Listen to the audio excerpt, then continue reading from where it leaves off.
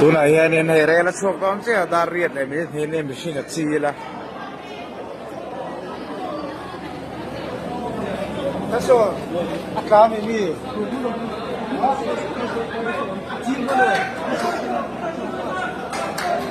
จีนพันเหล่าเจ๊จีนพันเหล่าอ่ะเนี่ย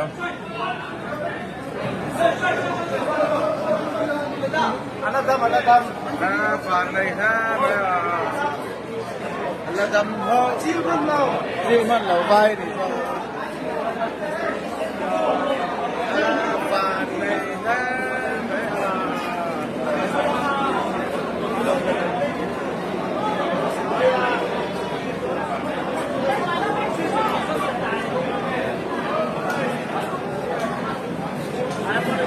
và này là mày hor mày à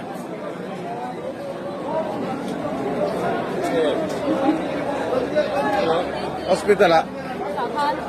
thằng quý này là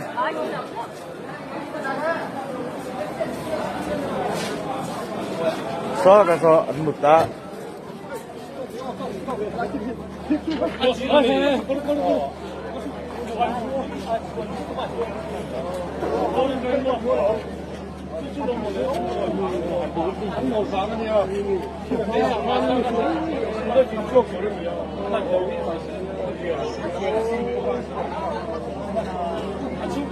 no, thấy được.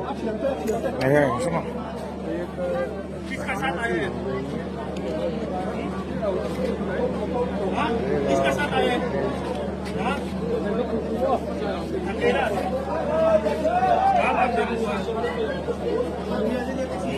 Hãy subscribe cho kênh Ghiền Mì Gõ để không bỏ lỡ những video hấp dẫn.